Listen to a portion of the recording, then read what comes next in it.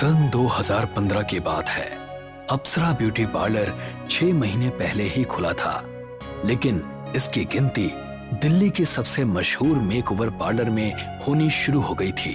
Parlour की मालकिन श्वेता तिवारी को लोग मेकओवर का भगवान मानने लगे थे। धीरे से पार्लर का दरवाजा खुला। श्वेता ने देखा कि एक सांवली लड़की, जिसके चेहरे पर काफी पिंपल्स हैं, अंदर आ रही है। वेलकम डियर, क्या नाम है आपका? मेरा नाम निशा है। तुम्हारी स्किन का तो बहुत बुरा हाल है, लेकिन तुम अब फिक्र मत करना। मैं तुमको इतना खूबसूरत बना दूंगी कि जितने लड़कों ने भी आज तक रिजेक्ट किया होगा, वो सारे तुम्हारे कदमों में होंगे। इसीलिए तो मैं आपके पास आई हूँ। पैसे चाहे जितने लगे, मैं आपको ज्यादा ही दूंगी, लेकिन प्लीज मुझे इस बदसूरती से निजात दिला दीजिए। हो जाएगा, सब हो जाएगा। बस 1 महीने का ट्रीटमेंट है। तुम कल शाम 5 बजे के बाद यहाँ आ जाना, ठीक है? हाँ ठीक है मैम। अगले दिन निशा पार्लर पहुंची। Close your eyes my dear.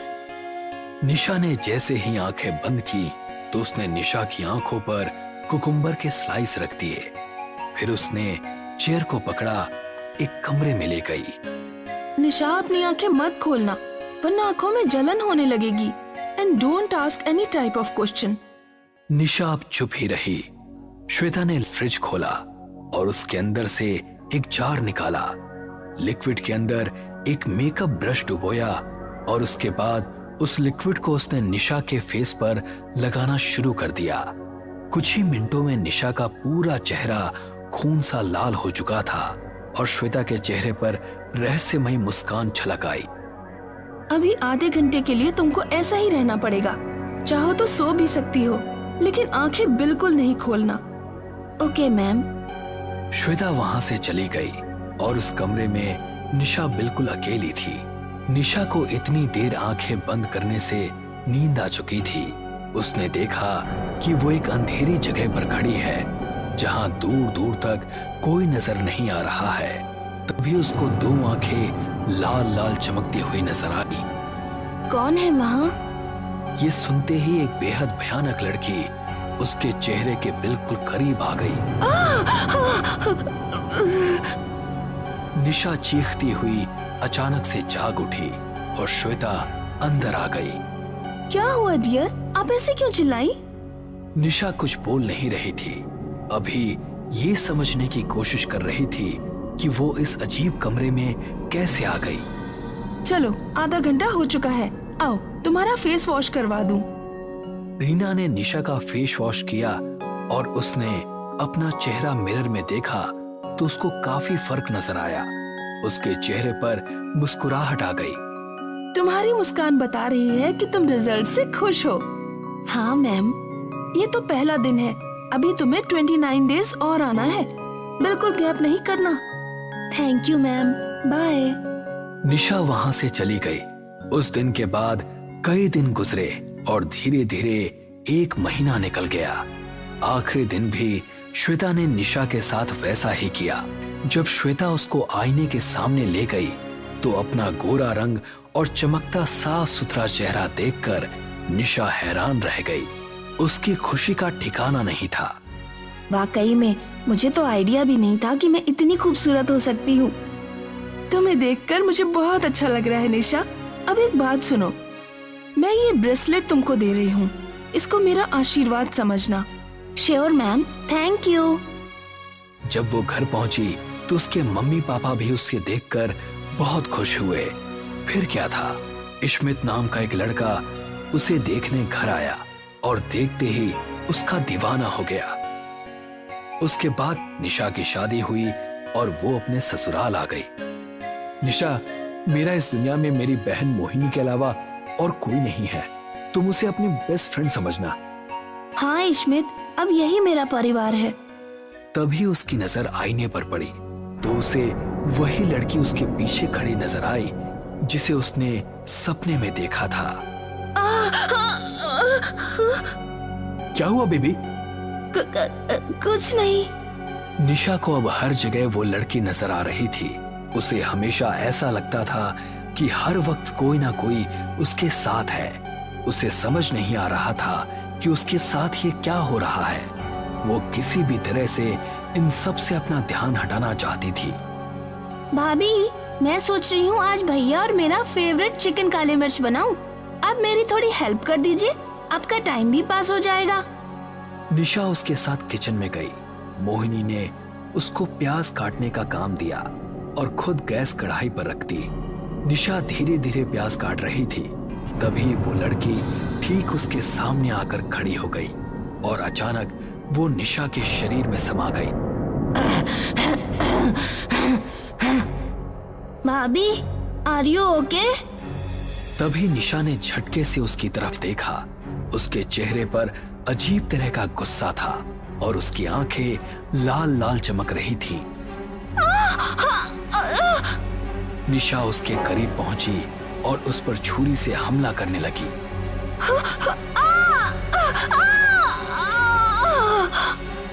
एक कट उसके हाथ पर लगा और दूसरा उसके कंधे पर। मोहिनी अपने हाथ को पकड़े हुए वहां से भाग निकली।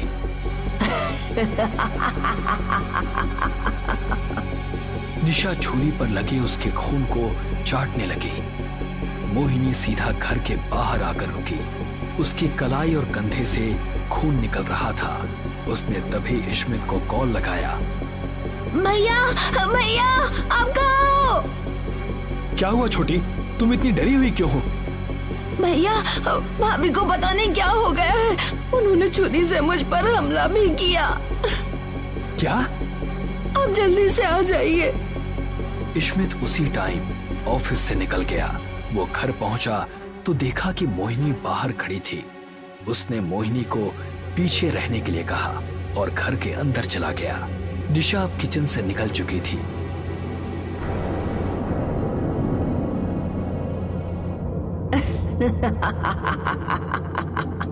स्मिथ डार्लिंग, आओ ना यहाँ।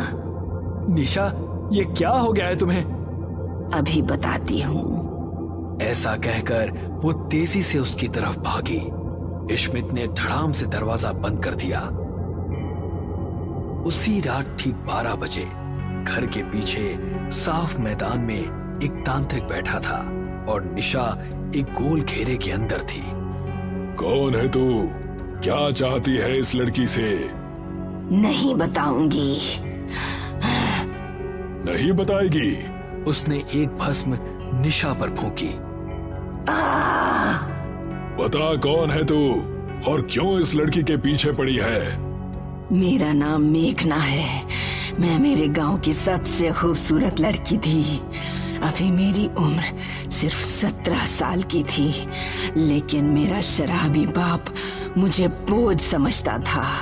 मुझे बहुत मारता था और मेरी माँ को भी मेरी तरफ से बोलने नहीं देता था। एक दिन श्वेता मेरे घर आई। इतनी खूबसूरत बच्ची है आपकी और आप इस गांव में इसका फ्यूचर खराब कर रहे हैं। तो क्या करूं? इसे विदेश भेज दूं क्या? मैं इस लड़की को अडॉप्ट करना चाहती हूँ। अपने पार्लर में इसको रखूंगी और काम सिखाऊंगी। इसकी स्टडी करवाऊंगी। मेरे बाप ने मुझे श्वेता को सौंप दिया। श्वेता मुझे शहर लाई और अपने पार्लर में रखा। जब मैं सो जाती थी तो वो मेरे सिरहाने बैठकर जादू टोना किया करती थी। उसने अचानक मुझ पर हमला कर दिया और मेरा खून निकालकर उसको एक बड़े बर्तन में कर दिया। मेरी जान जा चुकी थी। वो हर बदसूरत लड़की के चेहरे पर मंत्रों का जाप करते हुए मेरे खून का लेप लगाती। उसने मेरे खून में ऐसी भस्म मिला रखी है जिससे कि वो कभी नहीं जमता। मुझे इतना ही समझ आया कि वो मेरी खूबसूरती काले जादू के जरिए बांट रही है। जिस भी लड़की ने मेरा खून इस्तेमाल किया है, मैं उसके साथ कुछ भी कर सकती हूँ। इसीलिए वो हर लड़की की कलाई पर रुद्राक्ष पहना देती है, जिससे मैं उसके करीब नहीं आ पाती। तेरे साथ बहुत गलत हुआ। मैं तुझे मुक्ति दिलाऊंगा। बता, तेरी लाश कहाँ है? नहीं बताऊंगी। इस लड़की को मरना पड़ेगा। ये सुनकर तांत्रिक ने निशा के सर पर हाथ रखा और कुछ मंत्र पढ़ने लगा। फिर उसने इश्मित से कहा, इसकी लाश पार्लर के पीछे एक पौधे के नीचे दफन है, उसे निकाल कर जला दो, इसे मुक्ति मिल जाएगी। नहीं नहीं, तू ऐसा कुछ नहीं करेगा इश्मित। ये सुनकर इश्मित तुरंत वहां से भाग निकला। वो जल्द ही पार्लर पहुंच गया। उसने वहां तुलसी का पौधा देखा। उसने उस पौधे को निकालकर दूसरी जगह रख दिया और फिर उस जमीन की फावड़े से खुदाई करने लगा। इस तरह निशा घेरे से बाहर निकलने की कोशिश कर रही थी, लेकिन नहीं निकल पा रही थी। तांत्रिक, तू मुझे कभी खत्म नहीं कर पाएगा। ऐसा कहकर मेघना की आत्मा ने निशा का शरीर छोड़ दिया और उड़ती हुई वहां से गायब हो गई। तभी निशा को भी होश आ गया। आप कौन है बाबा, और मैं यहाँ क्या कर रही हूँ? अब तांत्रिक ने निशा को सब कुछ बता डाला और कहा, वो इश्मित को रोकने के लिए कुछ भी कर सकती है, उसकी जान को खतरा है। नहीं, मैं इश्मित को कुछ नहीं होने दूंगी। कौन है? उसने देखा कि मेघना की आत्मा भयानक अवतार में उसके सामने खड़ी है। उसने इश्मित को जमीन पर गिरा दिया और उसके सीने पर चढ़ गई। अगले ही पल निशा भी वहां पहुंच गई। उसने देखा कि मेघना की आत्मा इश्मित के सीने पर बैठी उसको चोट पहुंचा रही है। इश्मित, निशा भाग जाओ यहाँ से। तभी मेघना ने निशा की तरफ देखा और निशा सहम सी गई, लेकिन उसने अपने डर पर काबू करते हुए लाश की तरफ कदम बढ़ाए और उस पर घासलेट छिड़का। नहीं।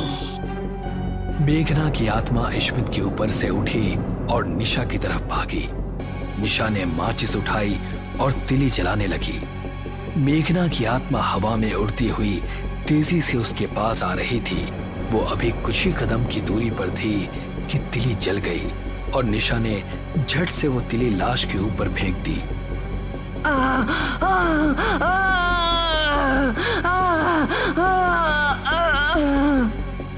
ऐसा करते ही मेघना का अस्तित्व खत्म होने लगा। एक ही मिनट के अंदर मेघना की आत्मा धुआं बनकर हवा में गायब हो गई। शांतिपुर नाम के एक कस्बे में मीरा नाम की एक लड़की रहती थी। मीरा का आधा चेहरा जला हुआ था, इसलिए वो हमेशा आधे चेहरे को छुपाकर घर से बाहर निकलती थी। अरे वो देख, अधजली मीरा मंदिर जा रही है अपने राधे श्याम की पूजा करने। इसका पूरा चेहरा कभी ना कभी तो मैं देख कर ही रहूंगा। ये शबाना ब्यूटी पार्लर जाती है। शबाना ब्यूटी पार्लर वालों से पता करना पड़ेगा कि इसका चेहरा कैसा है।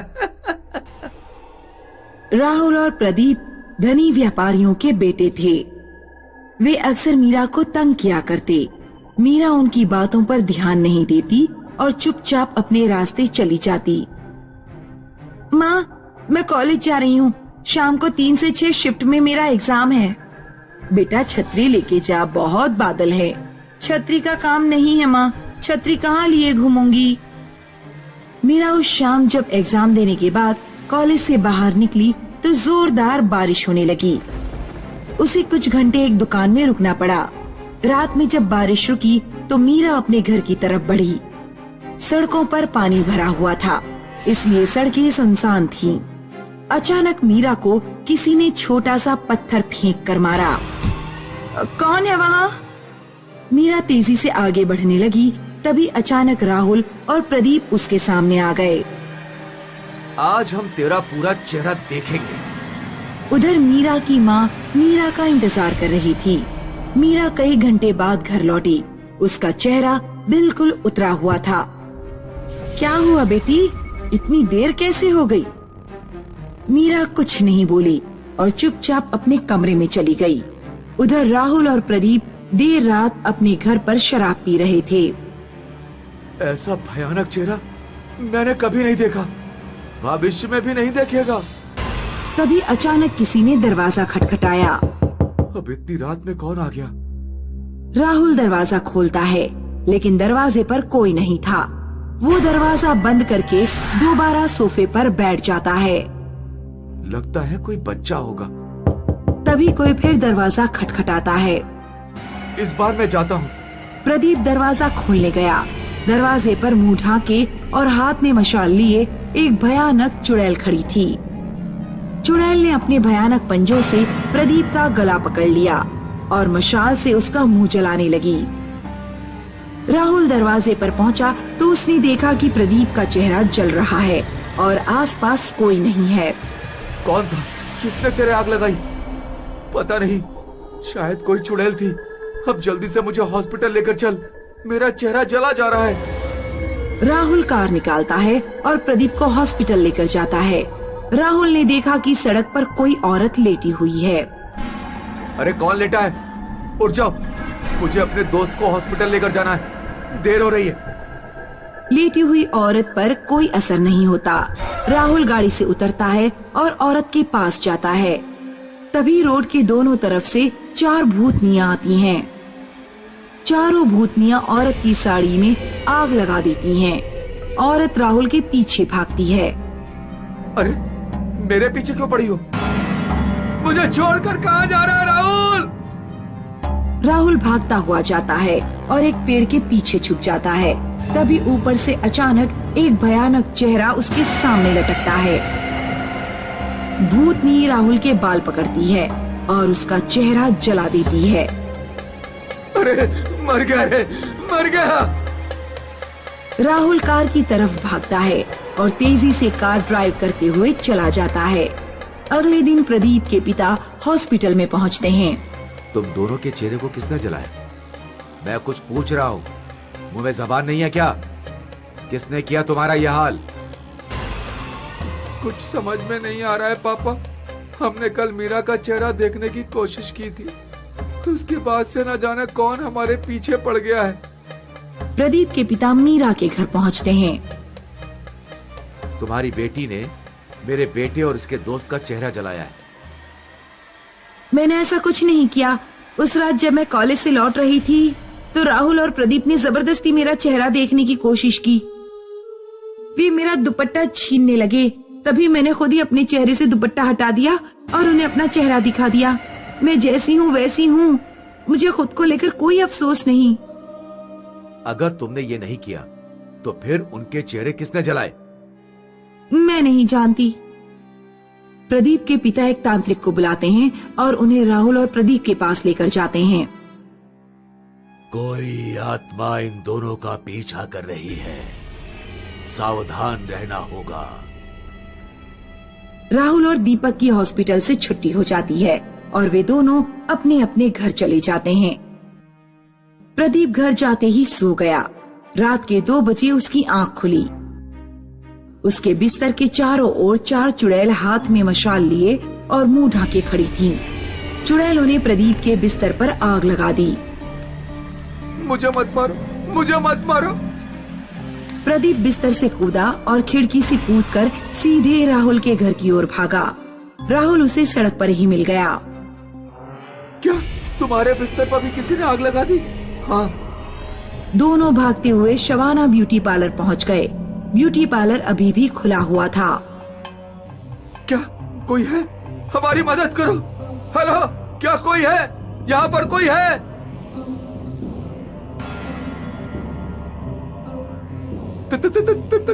तुम कौन हो? मैं वैशाली हूँ। 50 सालों से मेरी आत्मा इस कस्बे में भटक रही है। मैं भी मीरा की तरह आधी जली हुई थी। उस समय ये कस्बा गांव था। एक दिन जब मैं रास्ते से गुजर रही थी तो तुम्हारे जैसे कुछ छिछोरों ने मेरा चेहरा जबरदस्ती देखने की कोशिश की और जब मैंने चेहरा नहीं दिखाया तो उन्होंने मुझे उठाकर कुएं में फेंक दिया। मुझे तैरना नहीं आता था और मैं डूबकर मर गई। भूतनी ब्यूटी पार्लर का दरवाजा बाहर से बंद कर देती है और ब्यूटी पार्लर में आग लगा देती है। राहुल और प्रदीप अंदर चिल्लाते रह जाते हैं, बचाओ, बचाओ।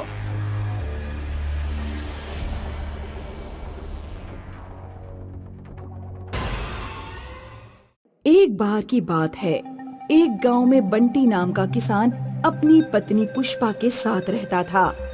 आ गए खेत से? आज तो आपके कपड़े बहुत गंदे लग रहे हैं। हाँ, आज खेत में बहुत काम था।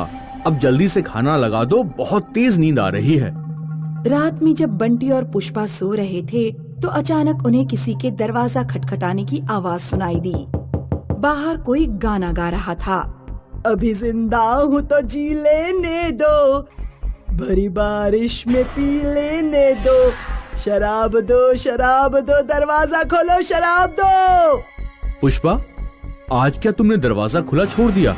लगता है गांव में फिर वही देवदास चुड़ैल आई है। जल्दी जाओ, दरवाजा बंद करके आओ। पुष्पा उठकर दरवाजा चेक करने जाती है, लेकिन दरवाजा पहले ही बंद था। पुष्पा दरवाजे पर कान लगाकर सुनती है।